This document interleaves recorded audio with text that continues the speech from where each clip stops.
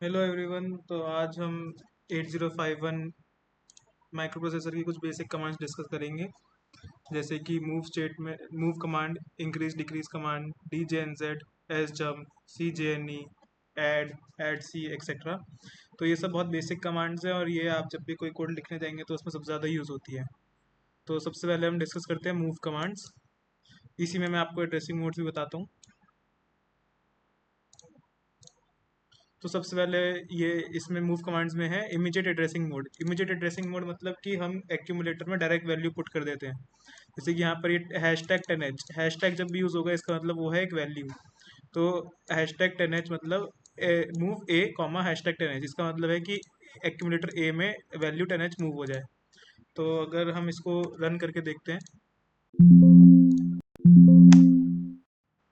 तो ये वाला जो बटन है इससे हम लाइन बाय लाइन रन कर सकते हैं, और अगर आपको फुल कोड एक बार में रन करना है तो आप इससे रन बटन को क्लिक कर सकते हैं। तो अगर हम पहला कमांड बटन क्लिक करें तो आप चेक कर सकते हैं यहाँ पे एक्यूमुलेटर में 10 वैल्यू आ गई है। अब दूसरा है इनडायरेक्ट एड्रेसिंग मोड। तो इसमें अब सबसे पहले हमने इमीडिएट एड्रेसिंग मोड से R0 और R1 में दो वैल्यूज पुट करी हैं, 30 और 31। पहले इन दो लाइंस को रन करते हैं। यहाँ पर आप देख सकते हैं 30, 31।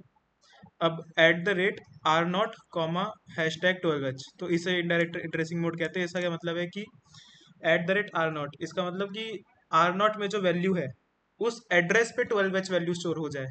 तो यहाँ पर अब हम मेमोरी विंडो में अगर चेकआउट करें 30 एड्रेस, तो अभी यहाँ पर 00 वैल्यू, इनिशियल वैल्यू सबकी 0 होती है।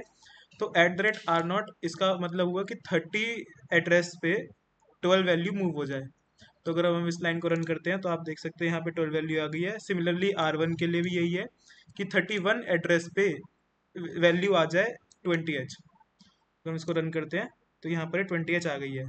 और इसके अंदर एक कंडीशन ये रहती है, 8051 हम यहाँ पे यूज़ कर रहे हैं 8089C51। तो यहाँ पे जो इमीडिएट एड्रेसिंग मोड है ये आपका R0 और R1 के साथ ही काम करता है और किसी रजिस्टर के साथ काम नहीं करता। अब अगली बारी आती है रजिस्टर एड्रेसिंग मोड की।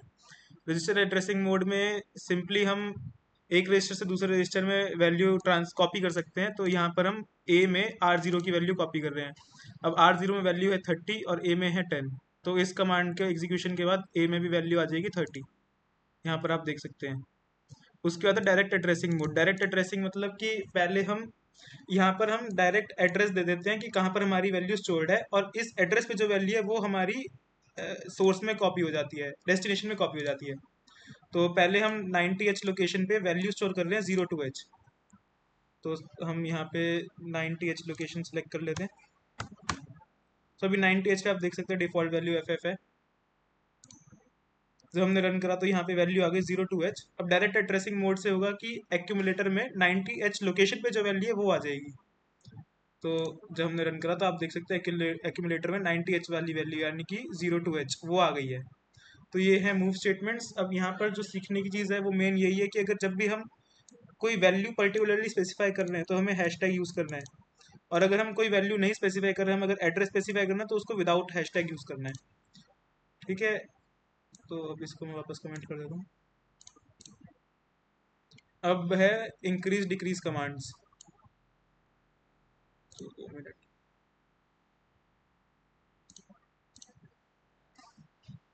कंप्लीट करने की कोड।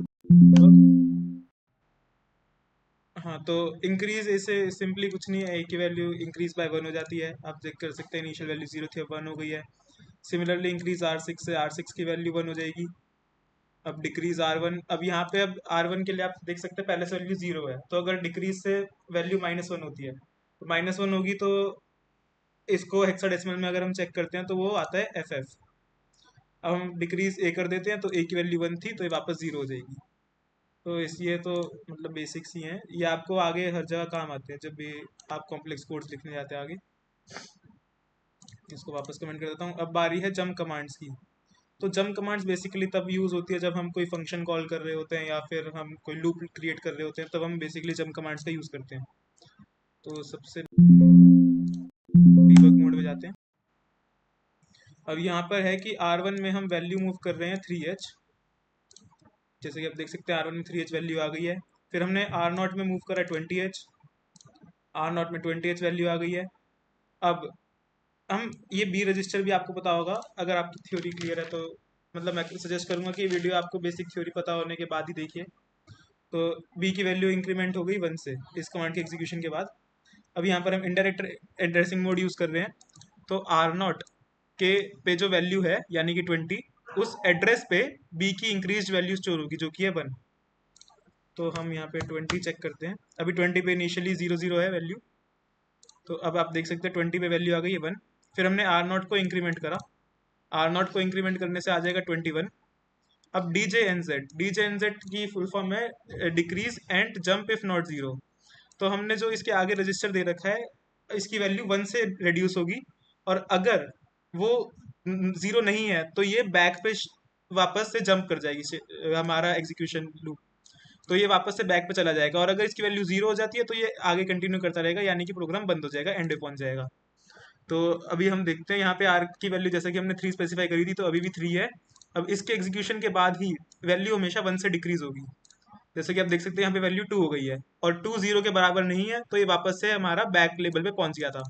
तो वापस से ये कोड चलता रहेगा, तो इससे हम लूप्स क्रिएट कर सकते हैं। तो ये लूप आप देख के बता सकते हैं कि 3 बार चलेगा, क्योंकि 0 तक पहुंचने के लिए 3 बार वैल्यू डिक्रीज होनी पड़ेगी। तो अब इंक्रीमेंट बी दोबारा होगा, तो बी की वैल्यू हो गई 2। फिर अब ये 21 एड्रेस पे मूव होगा, यानी कि इस वाले एड्रेस पे। इनडायरेक्ट एड्रेसिंग मोड का यूज़ कर रहे हैं, तो वैल्यू यहाँ 2 स्टोर हो गई। आर नोट की वैल्यू दोबारा यूज़ करनी है।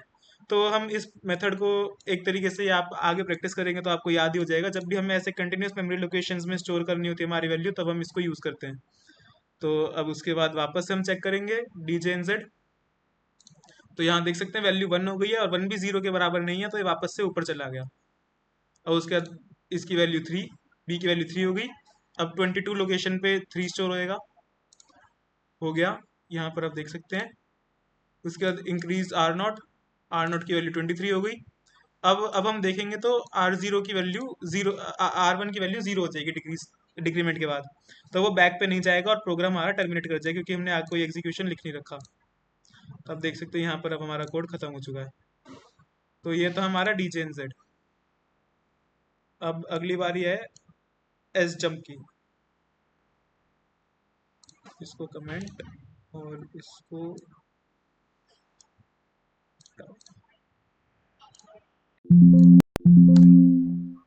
हम्म।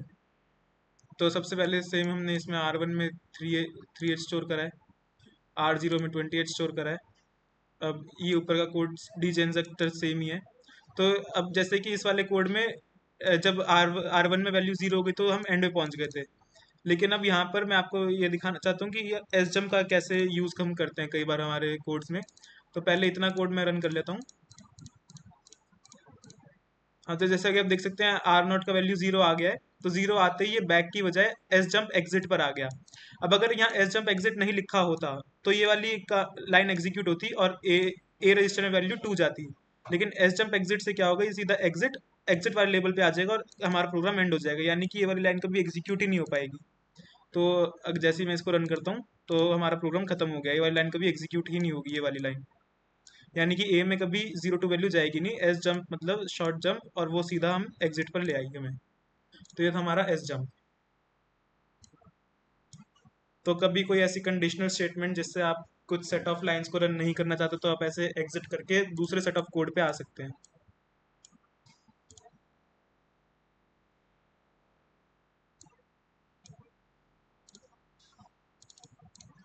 अब है बारी ए कॉल की।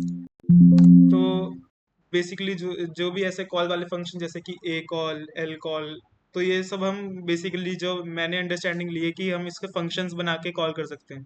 जैसे कि यहाँ सबसे पहली लाइन है एस जम्प मेन, तो ये सीधा मेन लेवल पे जाएगा। और इसमें क्या होता है, हमेशा लाइन बाय लाइन एग्जीक्यूशन होता है।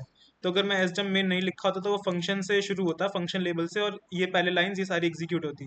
तो हम एस जम्प मेन से मैं इसे रन नहीं करना चाहता, तो सीधा हम मेन फंक्शन यहाँ से रन कर रहे हैं।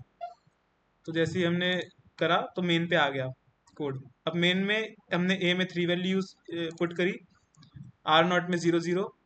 अब हमने करा ए कॉल फंक्शन। तो यहाँ से जैसे कि आपने और भी प्रोग्रामिंग लैंग्वेज पढ़ी होंगी, Python C plus plus Java, तो जैसे कि हम उस फंक्शन को कॉल करते हैं तो ये बिल्कुल वैसे ही काम करता है।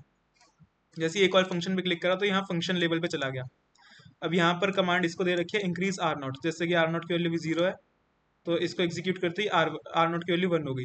अब रिटर्न स्टेटमेंट, तो इसमें क्या होता है, जहाँ भी जैसे यहाँ से फंक्शन का वैल्यू गया था तो यहाँ का एड्रेस स्टैक में सेव हो जाता है, और अब फंक्शन कॉल करा तो स्टैक पॉइंटर की वैल्यू यहाँ आ जाती है, और उसके बाद अब रिटर्न करते ही वापस से प्रोग्राम को पता होना चाहिए कि वो सब कहाँ से एग्जीक्यूट होना है, तो वापस से वहीं से एड्रेस शुरू होता है जहाँ वो स्टैक से वापस ले लेता है एड्रेस। तो रिटर्न करा, हाँ रिटर्न करते ही अभी वापस नेक्स्ट लाइन पे आ गया, और यहाँ पर वैल्यू है R1 में 00, R1 में 00, इससे कुछ होगा नहीं, तो हम प्रोग्राम एंड कर गए। तो ये था एक ऑल स्टेटमेंट। अब अब आता है अगला स्टेटमेंट CJNE।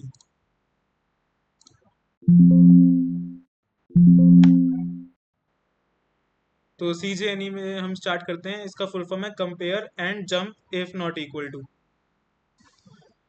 तो अब सबसे पहले ए में हमने 0 to वैल्यू मूव करी, हमने ए को इंक्रीमेंट करा, तो ए की वैल्यू होगी 3। अब compare and jump if not equal to, तो अगर यहाँ पे जो हमने रजिस्टर दे रखा है उसकी वैल्यू इससे मैच नहीं होती, या उसमें स्टोर्ड जो वैल्यू है वो इससे मैच नहीं होती, तो जंप करेगा। लेकिन अभी जैसा कि आप देख सकते हैं, इंक्रीमेंट ए करने के बाद ए की वैल्यू यहाँ पे 3 हो गई है, तो ये एग्जिट पे नहीं जाएगा। Compare and jump if not equal to है, लेकिन अभी दोनों की वैल्यू बराबर है, तो ये सीधा जाएगा नेक्स्ट स्टेटमेंट एग्जीक्यूट करने, जो कि है एस जंप लूप। लूप से हम वापस ऊपर जाएंगे, अब इंक्रीमेंट ए होगा, तो यानी यहाँ पर ए की वैल्यू 4 हो गई। तो अब यहाँ पर चेक करेंगे तो ए की वैल्यू है 4, लेकिन ये चेक कर रहा है 03 से, तो ये दोनों बराबर नहीं है। तो ये हम इसको लेबल देना पड़ता है कि अगला स्टेप कहाँ पे जाना है, तो ये जाएगा एग्जिट पे। तो एग्जिट, जैसे कि आप देख सकते हैं अभी लूप से बाहर आ गया है। अब एस जम डॉलर क्या होता है, ये आप एक तरीके से कह सकते हैं, कई बार कोड को टर्मिनेट करने के लिए हम इन्फिनिट लूप लिखते हैं, तो ये उसकी तरह है। तो अब ये एक इन्फिनिट लूप में फंसा रहता है, तो एस जम डॉलर की बजाय हम कई बार इसको इस तरीके से भी लिखते हैं, मैं लिख के दिखाता हूँ। जैसे कि हम यहाँ लिखते हैं हेयर एस जम हेयर, तो इस स्टेटमेंट से क्या होगा, एस जंप हेयर, तो ये बार बार हेयर पे ही आता रहेगा, तो इसको हम शॉर्ट में लिख देते हैं एस जंप डॉलर। तो इससे भी ये सेम काम करता है दोनों। तो ये हो गए हमारे कुछ जंप स्टेटमेंट्स। अब बारी है ये बेसिक मैथ कमांड्स की। तो ये बेसिक कवर करने के बाद हमारी अगली वीडियो होगी कुछ बेसिक प्रोग्राम्स पे जो इन सब का यूज़ करेंगे। इसको मैं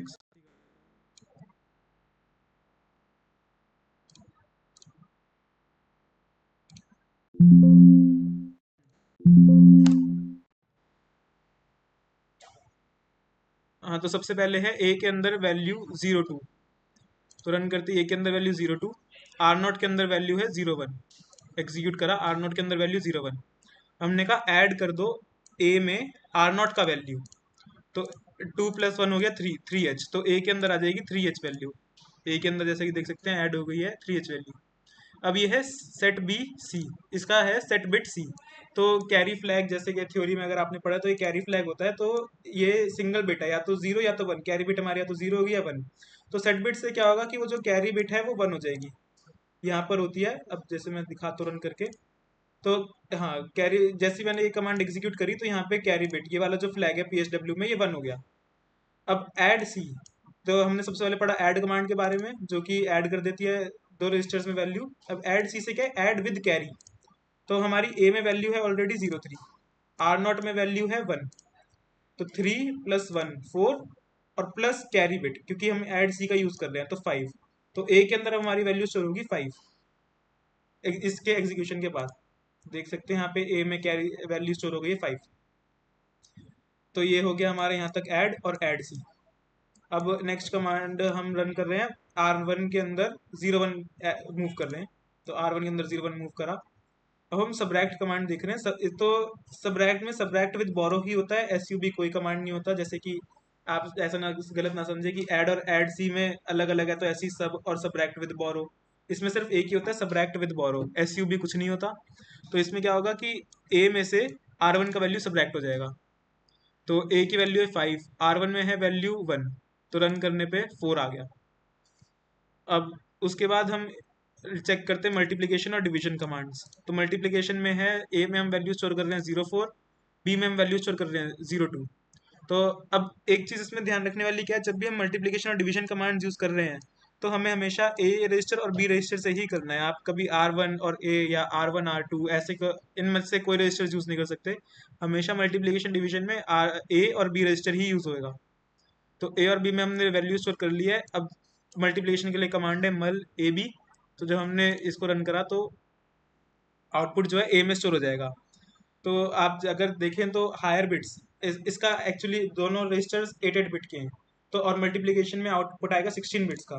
तो जो हायर बिट्स हैं वो होती है बी रजिस्टर में स्टोर 00, और लोअर बिट्स हैं वो ए रजिस्टर में स्टोर होती है जो कि है 08। सिमिलरली अब डिवीजन को देखते हैं। डिवीजन में है ए के अंदर वैल्यू हमने स्टोर करी है 8, बी के अंदर वैल्यू स्टोर करी है 04H। अब डिवाइड करा तो डिवाइड करने पे आंसर आया हमारा 2, 8/4 जो कि है 2। तो रिमाइंडर जो होता है वो हमेशा बी रजिस्टर में स्टोर होता है, और जो क्वेश्चन होता है वो हमेशा स्टोर होता है ए रजिस्टर में। तो उसके बाद ये प्रोग्राम एंड है। तो गाइज आज के लिए बेसिक कमांड्स थी। अब हम मिलते हैं अगली वीडियो में जिसमें हम प्रोग्राम्स चेकआउट करेंगे इन बेसिक कमांड्स के ऊपर। Thank you everyone.